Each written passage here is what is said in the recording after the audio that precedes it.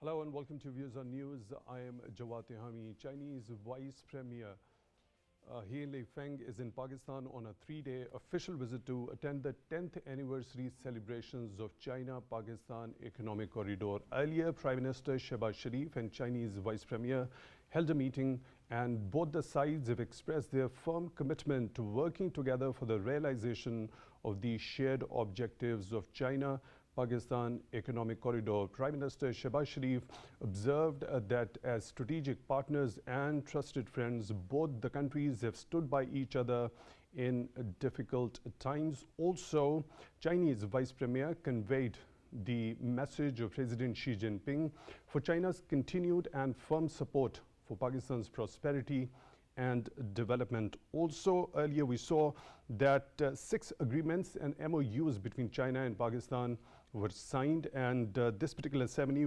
was attended by both Prime Minister Shehbaz Sharif as well as Chinese Vice Premier. And these particular agreements and MOUs will further enhance the bilateral cooperation between Pakistan and China, and will also help undertake the second phase of China-Pakistan Economic Corridor. Also, a ceremony to mark the 10th anniversary of the China-Pakistan Economic Corridor was a short while ago held in Islamabad. And addressing this particular ceremony, the Chinese Vice Premier said CPEC is an important project of Belt and Road Initiative and has opened a new chapter of China-Pakistan economic cooperation. Also, Prime Minister Shehbaz Sharif, while addressing the ceremony, said we want to benefit from China's experience and expertise. Let's bring in our esteemed panel of guests to talk about this particular game changer project, China-Pakistan Economic Corridor, and the 10th anniversary and the celebrations related to it. In the studio, we're honored to have been joined by Mr. Jauhar Saleem. He's a former Foreign Secretary. Mr. Jauhar Saleem, thank you very much for your time, for being with us on Views on News tonight. We really appreciate that. Also on Skype, we are being joined by Dr. Mehmood Hassan. He's Executive Director, Center for South Asia and International Studies. Dr. Mehmood, thank you very much for your time, also for being with us on Views on News tonight. We really appreciate that. Let me begin the discussion with you, Mr. Jauhar. Now, when we talk about the bilateral relationship between Pakistan and China, and in the light of this particular game changer project, China-Pakistan Economic Corridor, what does that in particular signify? Well, for Pakistan and for China as well, it's a vital relationship. We call it the all-weather strategic cooperative partnership. So just this term elaborates how important the relationship is for both the countries. Economic cooperation is a very substantive part of this vital relationship. In China-Pakistan Economic Corridor, which is part of the Brick and Road Initiative, in fact, it's a flagship project of the Brick and Road Initiative. I think it, in the last 10 years, and now that we've completed those 10 years, it has achieved a great importance, because we have to remember that China is also our biggest trading partner, by far, much bigger than, we have much bigger trade with China than all countries in the world. In the last many years, Pakistan has not been getting foreign investment, or FDI, foreign direct investment in particular. So CPEC has been the biggest source of FDI to Pakistan in these years, when Western countries in general have remained rather shy of investing in Pakistan, Western companies, so to speak.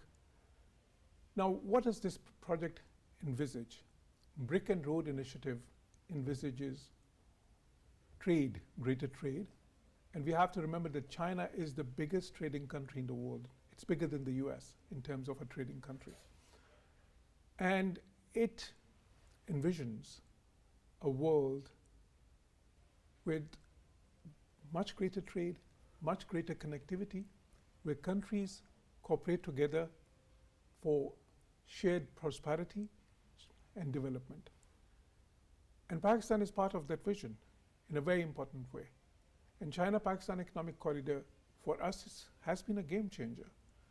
The volume of this, the magnitude of this project is $45 billion in some ways, you know, like, and more, you know. So far, like Minister Hassan informed us that $25 billion worth of projects have been completed. $25 billion is very significant. A big part of these completed projects relate to energy. And we all know how much energy shortage we were facing in Pakistan. That had literally paralyzed our industry. And not just industry, but even for domestic consumers. This was a nightmare. And now 1/3 of our electricity production is coming from the CPEC projects. But that's not the only thing. There's the road, railways, bridges, all that network which is going to promote connectivity. And then again, the special economic zones, which I think eventually could be the most important segment of the China-Pakistan Economic Corridor.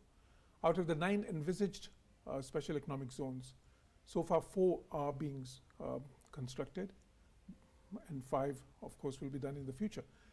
I think that's one area, because the vision was, as China moves up or climbs up in terms of more sophisticated value addition industries, it could relocate some basic industries to Pakistan, basic manufacturing to Pakistan.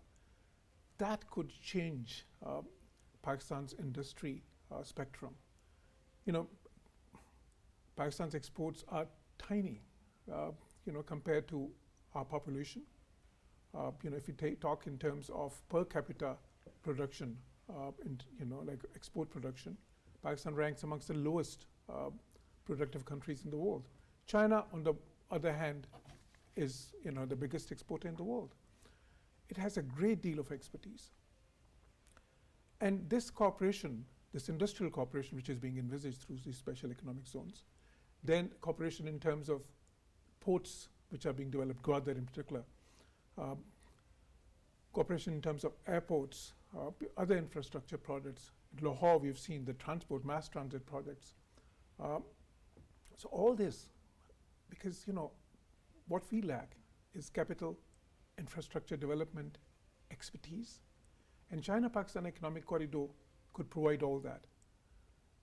It has accomplished already, as we know, all these energy projects and a lot of enhancement of our road network, the projects in Gwadar, the projects in Lahore, and many other cities. But what the promise that it holds for the future is even greater. As I mentioned, especially in terms of the special economic zones, which could be a game changer for Pakistan's industry. So you know, I believe that this visit is very important. Vice Premier Harley Feng, he is an economist in terms of academic background and professional expertise. And that also signifies the economic interest that China has in terms of relationship with Pakistan. But I believe that there are certain things that we need to do better. For example, you know, we haven't really done great in terms of developing the special economic zones. So the relocation of industry that was being envisioned has not taken place as much as it should have so far in the first 10 years. Right, Mr. Jauhar, I seek your pardon for the interjection over here. We'll continue from this particular point, what was needed to be done regarding the special economic zones. Let me bring in Dr. Mehmood also into the discussion. Dr. Mehmood, now how far-reaching an impact for the socio-economic development when we particularly talk about China-Pakistan Economic Corridor has for Pakistan? Yeah, first, thank you very much inviting me again to seek my expert opinion. It is very relevant, and as the former Foreign Secretary elaborated, the strategic significance of CPEC. CPEC has been the lifeline for microeconomy of Pakistan for the last 10 years, during which we have achieved, we have enhanced, we have increased our agricultural productivity. We reduce our physical distances by making bridges, by roads, superhighways, regional communication infrastructure development, and last but not least, substantially reduce the energy deficit which was haunting our economy, our society, our community development. With special reference to socio-economic development, one of the main purpose of CPEC, which is the flagship project of BRI, was to accelerate the socio-economic development in Pakistan. So that's why the first phase was focused mainly on the energy deficit reduction, infrastructure development, IT, ICT, and in CPEC phase two, uh, uh, definitely there will be immense social development projects in Pakistan, mainly in Qaiser, South Punjab, and many others part of Pakistan. So that's why the Prime Minister of Pakistan, Shehbaz Sharif, has requested the policymaker of China to extend their social development skills expertise to Pakistan, so that Pakistan may also be reduce the poverty ratio, to generate more employment through the CPEC projects in Pakistan. Uh, as you know that China has achieved a economic miracle in terms of reducing to 850 million people from extreme poverty. So Pakistan should also seek some lesson from China to reduce economic disparity, and to start or initiate the meaningful, interactive, integrated social development projects in Pakistan. Pakistan has been receiving a lot of foreign direct investment in terms of CPEC, and China has been the biggest trading partner, the biggest investor, and the biggest financial assistance provider to Pakistan. Uh, as you know that even the last year deadly uh, flood seasons, China has stood first, and uh, and uh, uh, initiated a lot of social development projects to rescue the struggling people in Pakistan. So I think personally that the main focus of CPEC Phase 2 should be on social development, the development of SMEs in Pakistan, women empowerment, education, skilled education, and artificial intelligence, ICT, digitalization, e-commerce, so that the new generation of Pakistan, the youth, can also be benefited from the blessing of CPEC in Pakistan. That's why I have been writing to projects the real potential of Pakistan in terms of social development, which will also be beneficial and create befitting proposition for Chinese enterprises also. Thank you. Right, Dr. Mehmood, let me proceed with discussion. Mr. Jawad, when we specifically talk about the first phase of CPEC, as you've already mentioned, it was primarily focusing on the energy projects, ensuring Pakistan's energy security, also the infrastructure projects. So specifically talking about the energy projects, how do you think it has fared so far in the completion of those energy projects? And also, when we look at the completed projects and the under construction projects, it gives an idea that it's a diverse mix to get that energy from different sources.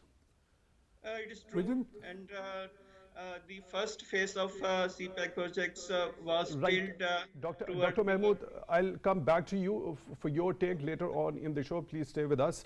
Mr. Jauhar, please go ahead. Thank you. Well, in the realm of energy production, I think CPEC has been very successful so far, because the shortage that we've been facing in Pakistan in terms of the production capacity, that has been met, that has been addressed. And that's a great step forward for our industry, for our domestic consumers. The sources of, in terms of energy mix as well, we have Now we are now focusing on, for example, developing our own coal resources, and particularly on renewables, because China is very interested in that. We are very interested in that. So focus would be on solar as well. And I think that's very positive. Then, of course, they have helped us build that 4,000 megawatts transmission line. And that was a huge problem as well, a huge challenge, because producing energy is one thing, but then transmitting is another. And our infrastructure for transmission had been really outdated. So that is being updated. So in that area, I think I'm pretty satisfied in terms of the progress that we have seen. But in some other areas, in infrastructure as well, we've seen a good deal of progress in that. In terms of Gauda ports, many projects are coming up, and a great headway has been made. The mass transit projects have, many have been completed already, and in that area as well. So when we specifically talk about the importance and the significance of Gawada port in particular, keeping in view its geostrategic importance, what dynamics do you think are the most important associated with that? You see, the vision that we have for Pakistan becoming the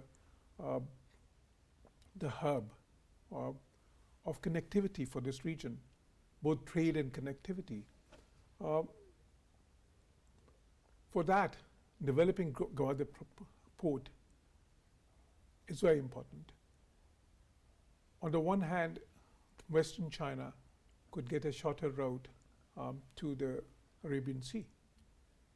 And and that brings them basically to Gulf, which is a very important trading part of the world, particularly in terms of energy trade. But then also Central Asian countries, many of which are landlocked. For them as well, developing up this Gawada port, because the trade that we envisage from Central Asia and then going all the way, coming to Pakistan and going all the way onwards, for that as well. So Gawada has this strategic importance in terms of connectivity. Now this sometimes is misperceived in certain parts of the world as, because there have been those accusations sometimes that there's this strategic in terms of some defense use. But the fact is that this is about trade and connectivity.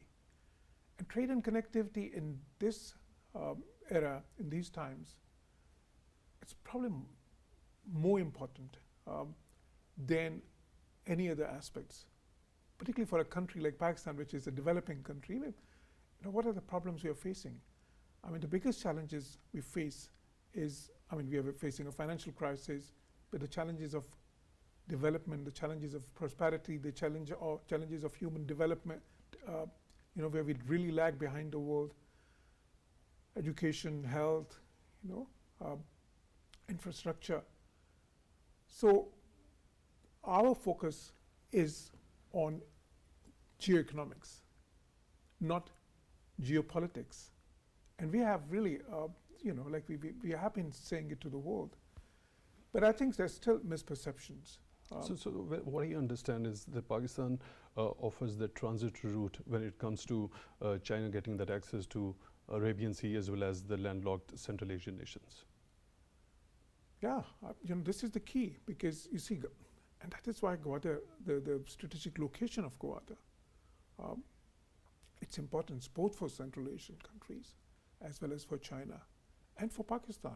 You can't, in this day and age, you can't just have one port. You have to have 2 or 3 developed ports.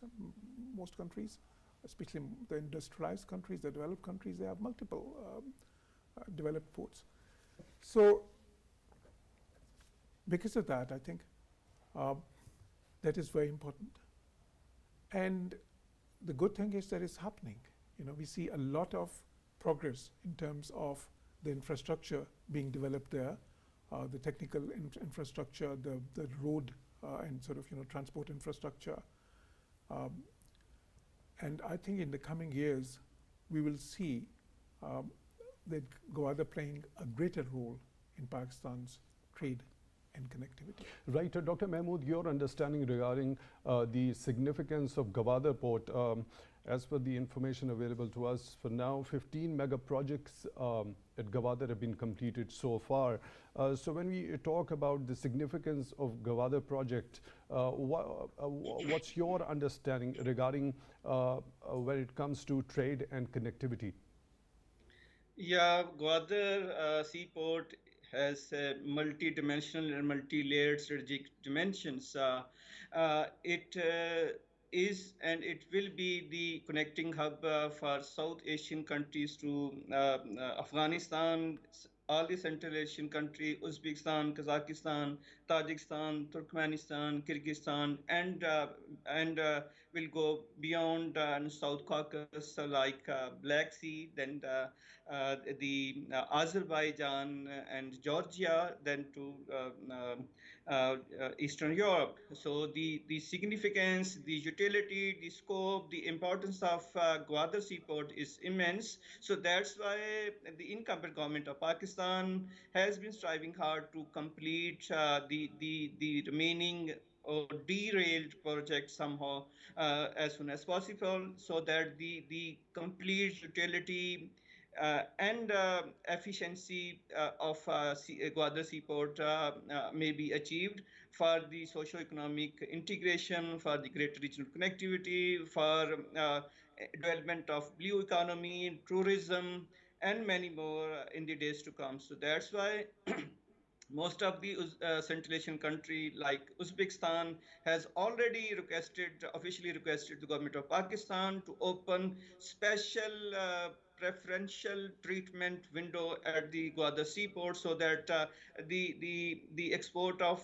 exported commodities of Uzbekistan may also be parked or landed at Gwadar seaport for the further shipment to Middle East, Far East, and Africa. So Gwadar is holds the lifeline of greater regional connectivity, and as you know that one of another strategic importance projects of aviation, that Gwadar's international airport has also been completed, and it is the biggest international airport in Asia, which will substantially reduce the distance, psychological, physical barriers. And I do hope that in the days to come, people to people, business to business, and private enterprises cooperation will be immense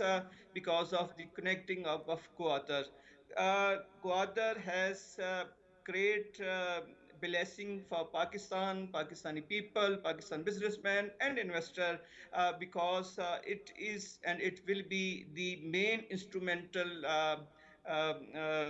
platform for the further strengthening of coastal areas or blue economy in Pakistan in the days to come.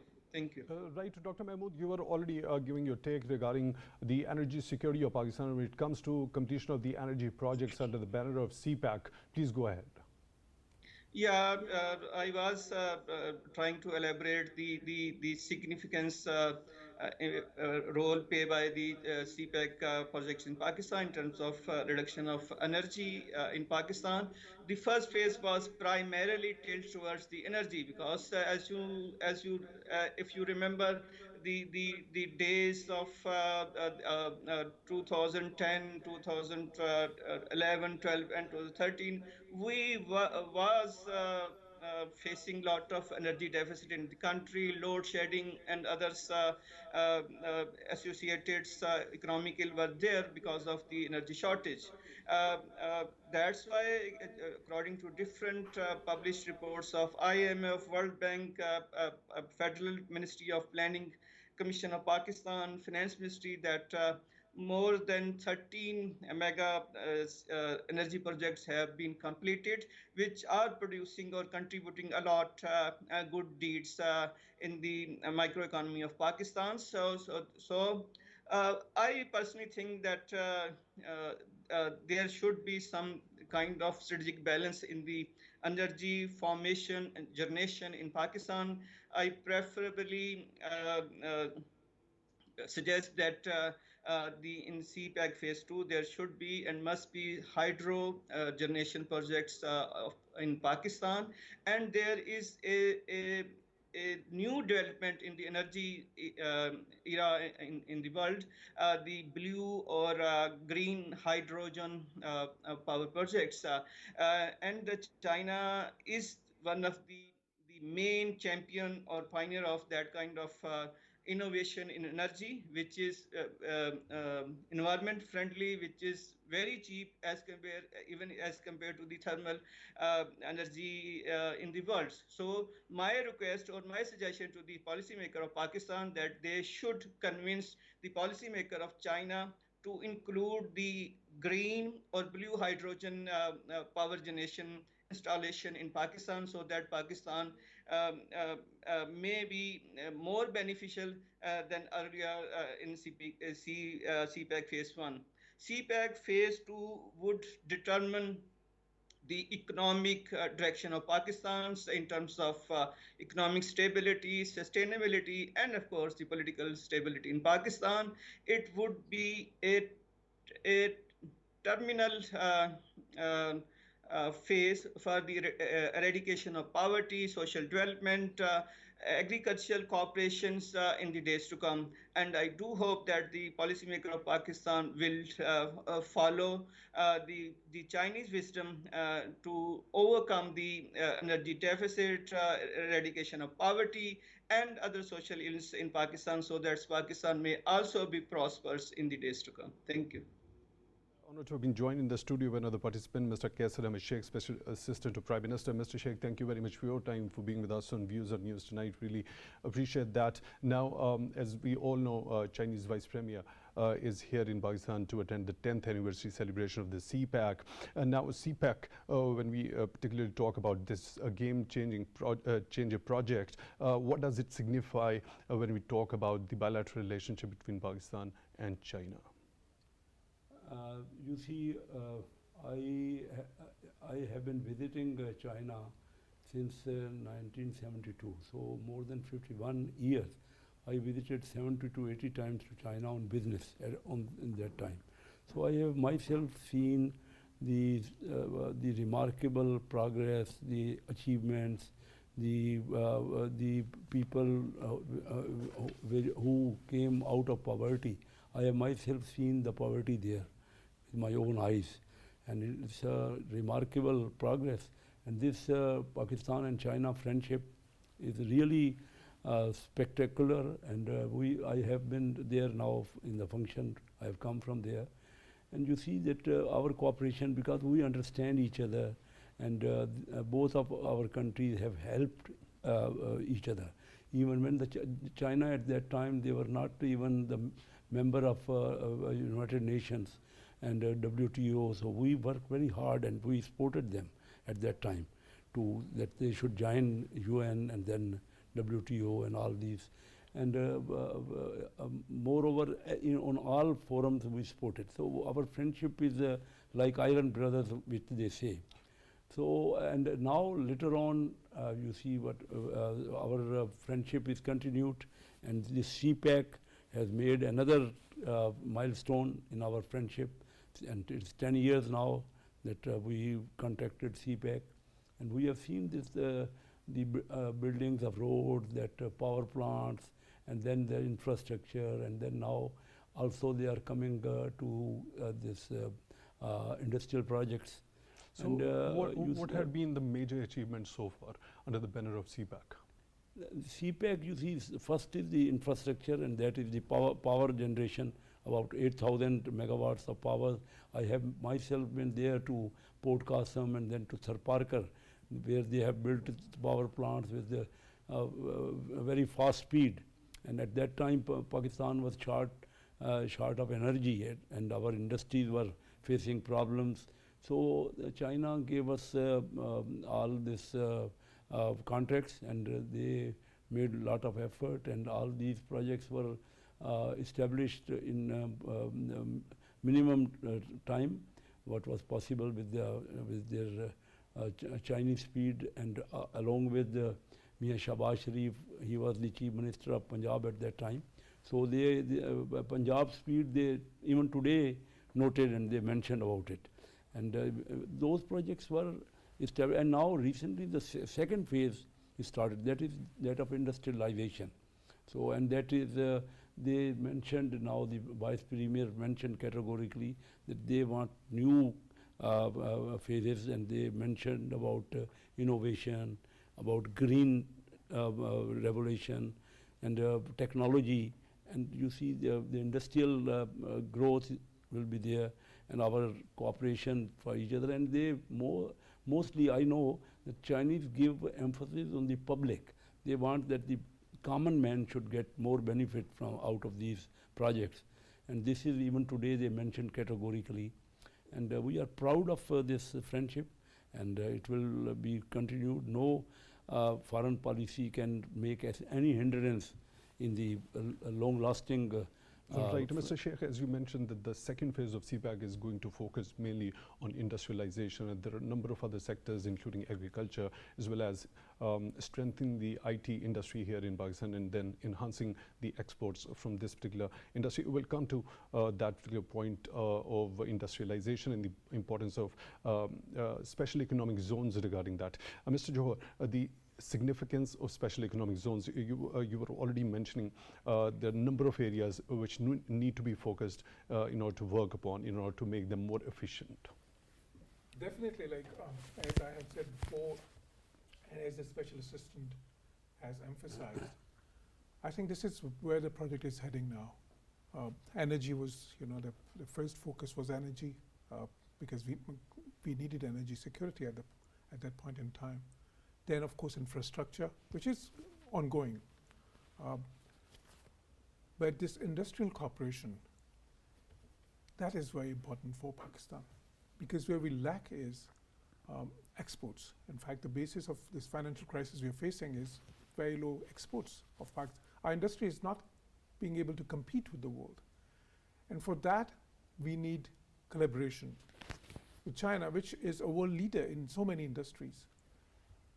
Not just the traditional industries, but also the upcoming and the more sophisticated industries, as the special assistant has mentioned, artificial intelligence, electric vehicles, for instance, green energy, so many other areas. So that is where we sort of, within these special economic zones, like I said, 4 are being constructed, but another 5 are being envisaged. So 9 in total. There has been sort of, the progress has been a bit slower than it should have been or envisioned. But in the coming days, and that's what China's focus is. I was part of the Prime Minister's delegation when the Prime Minister last visited China, and I saw how much keenness there is in China to foster this cooperation in the industrial domain, and particularly in these not just traditional industries, but these innovative industries. And that is where the future is. We have such a great potential in the IT sector. But for that also, we need some infrastructure development. We need more capital. We need more investment. We need more expertise.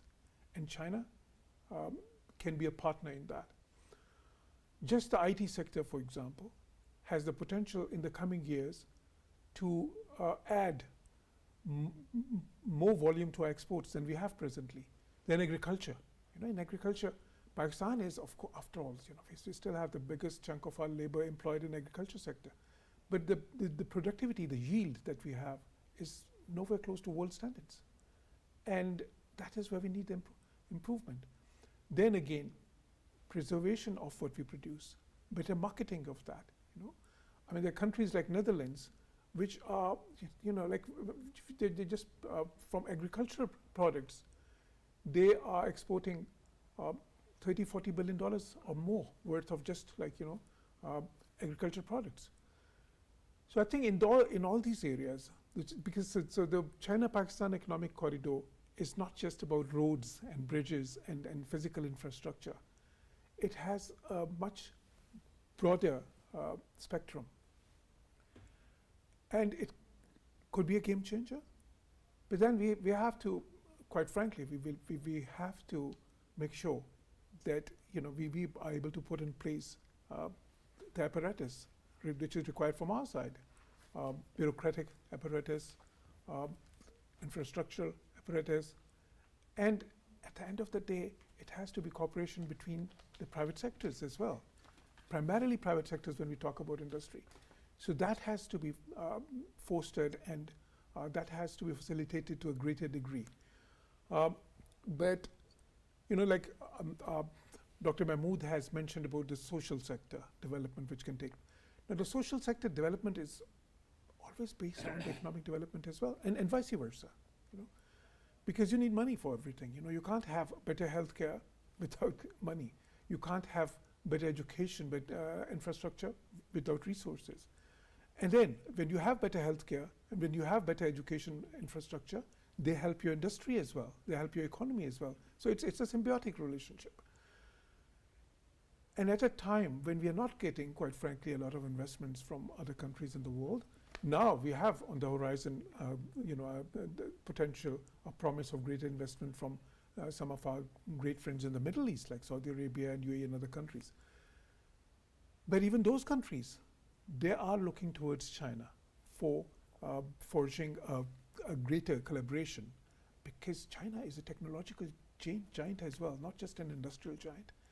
And that is why I believe that in the coming days, if we are able to manage it properly, China-Pakistan Economic Corridor would be a holistic project in terms of the development potential for Pakistan. Right, let me go to Dr. Mehmood. Dr. Mehmood, your understanding when we relate the socio-economic development, you already mentioned when it comes to the efficiency of the special economic zones. Yeah, it's a very important question, and former secretary has already mentioned and try to elaborate the economic and industrial strategic importance of special economic free zone. Unfortunately, during the former government in Pakistan, not a single special economic free zone had been developed or matured. So thanks that the incoming government of Pakistan has started a holistic, comprehensive, integrated, coordinated efforts to institutionalize, to operationalize, and to channelize the real essence and economic potential of free economic zone in country. And more than good thing is that the more than 4 special economic free zone have already been operationalized under completion, which would create lot of localized jobs for the local community and contribute indirectly and the economic development of this country, this community in Pakistan. I personally suggest that the 9 suggested or nominated or selected special economic free zone should be holistically analyzed, and there should be integrated model of production, reproduction, green energy, artificial intelligence, and most importantly, the transfer of technology should be the mantra of government of Pakistan, so that our skilled engineers and others skilled labor should be consumed there. So that's why my humble suggestion is Dr. that... Mehmood, I seek your pardon for the interjection. Let me go back to Mr. Sheikh. Mr. Sheikh, when we talk about the transfer of technology and the relocation of industry, how crucial do you think they can play a part when it comes to enhancing the efficiency of the special economic zones in particular? Yes, in special economic zones, you see there is a lot of industry in China which they feel that because they are going to modernization, a lot of industry is there and that can be shifted, they can be relocated. And you see Pakistan needs a value added industry. We have been emphasizing only on textile industry. So there's a huge, I have myself seen that how they developed their own industries, because the only opportunity is that of the value-added export and export-led growth. All these countries have made. So the relocation of Pakistanis didn't have much surplus capital. There's always direct foreign investment or relocation of industry is very crucial. And because of the CPEC, it's now easier, and Chinese. But you see, the law and order situation must be conducive, because the Chinese must face that they are at home in Pakistan. Right, and that's going to lead into job creation, as well as helping in poverty alleviation, uplifting the living standard of the people. Job creation, and then technology advancement, and industrialization, exports, all these. Definitely there is the software exports, all the opportunities there, definitely. And Pakistan and China has understanding between each other. Our thinking is almost the same. Our culture, I have been there many times. So their background and our background, we correlate better. We can have a better understanding between us, and very successful business partnerships. So but the most important is, I mentioned that we have only been emphasizing on textile. So there are many light industrial industries, and there are some value-added industries, not very innovative or technological advanced industries. We can have even the secondary stage of Pakistan is there. But presently, our whole industry is involving on textile, just revolving and concentrating on that. So I think if we made industrial products for domestic use, which is the imports substitution, and as well as for to value-added exports, so that we can learn a lot from Chinese experience. So when we talk specifically about learning from Chinese experience, as the Prime Minister has also said today that we want to benefit from Chinese experience and expertise, talking about agriculture in particular, what is there for Pakistan to learn from the Chinese experience, especially when we talk about enhancing the per acre yield? Is it about bringing in the new seeds, or also bringing in the innovative farming techniques, as well as a transfer of technology when it comes specifically to the agriculture sector? Yes, for agriculture, all these things are very important. They are much in advance from us. In seeds, we don't have our own seed development, and then their per hectare yield is much higher than us, and even they have experience of. I have myself seen that they initially started advancement in agriculture in their initial period of development. So there was a green revolution at that time, and that made them their growth much higher. There's opportunity, most opportunity growth position is in agriculture. China has been developing about 2-3 decades, more than double-digit growth, about 15% on an average growth. So mainly that was their first initiative was agriculture. They want the same. They feel that in Balochistan area, there's a lot of land which can be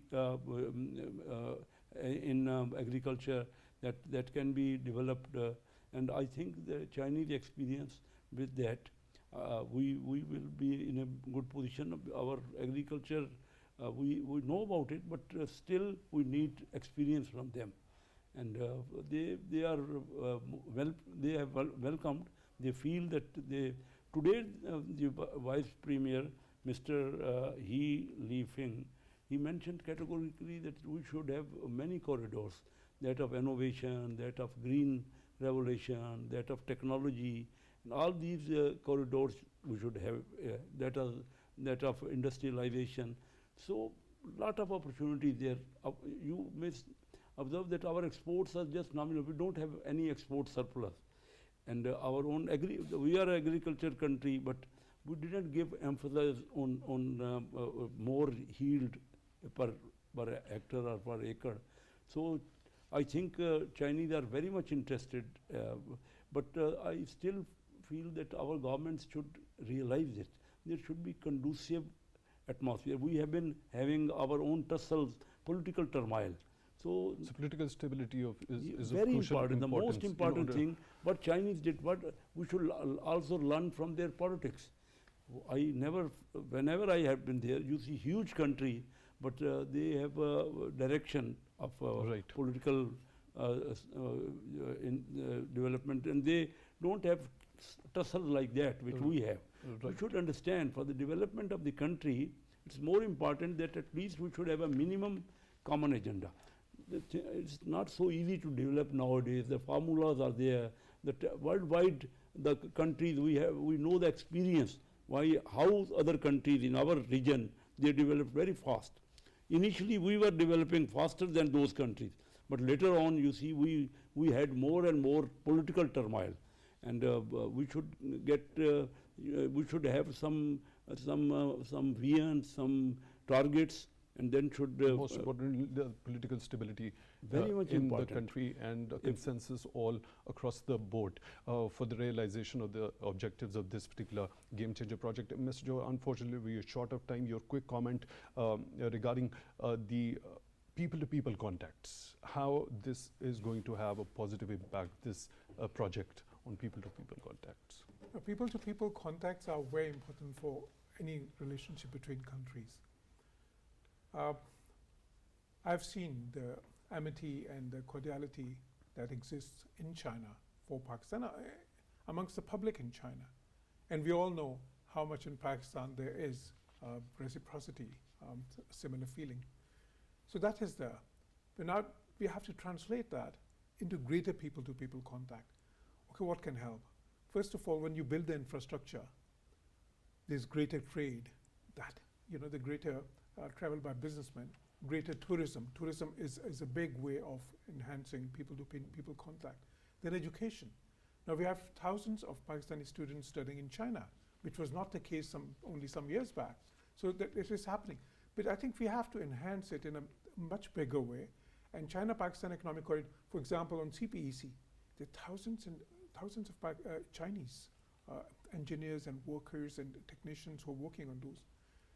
But then there are thousands and thousands of Pakistani workers and engineers who are also working. So the collaboration between them, the cooperation between the businesses, the more trade we'll have, the more interaction between the people will happen, and more tourism can happen when we have a better infrastructure I really of transport. seek your pardon to cut you over here. I'll have to end the show because we're unfortunately short of time. Mr. Jauhar, Saleem, former Foreign Secretary, thank you very much for taking time out for Views on News and being in the studio today.